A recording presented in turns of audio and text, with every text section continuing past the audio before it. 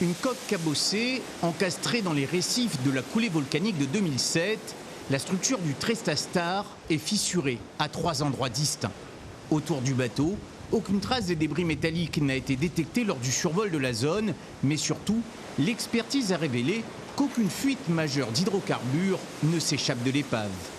Comme c'est un souter, donc un bateau qui approvisionne les autres en carburant, il reste quelques traces de fuel qu'on a pu voir, mais il n'y a pas de risque de pollution à ce stade en particulier. La structure, on a pu voir, du bateau est relativement saine. Chahutés par la houle et les paquets de mer qui s'abattent sur le pont, des techniciens missionnés par l'armateur du bateau s'affairent. Ils passent en revue tous les éléments pouvant être démontés manuellement en vue des prochaines opérations.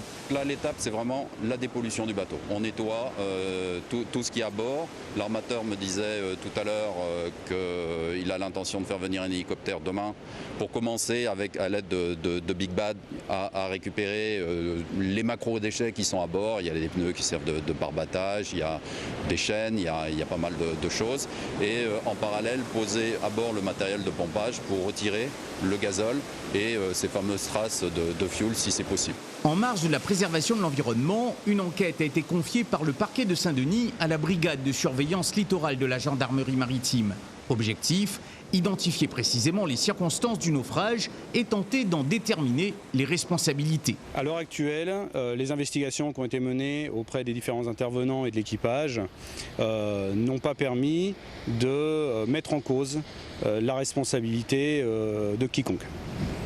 La météo a un des facteurs clés de cette histoire ? Bien sûr, on se retrouve là face à un événement impondérable, insurmontable. Inspection, préparatifs, le tout avant la dépollution du Tresta Star ici sur la côte de Saint-Philippe et des travaux particulièrement compliqués avec une houle de 2 mètres à 2,50 mètres qui vient perturber l'intervention des techniciens ici à Saint-Philippe.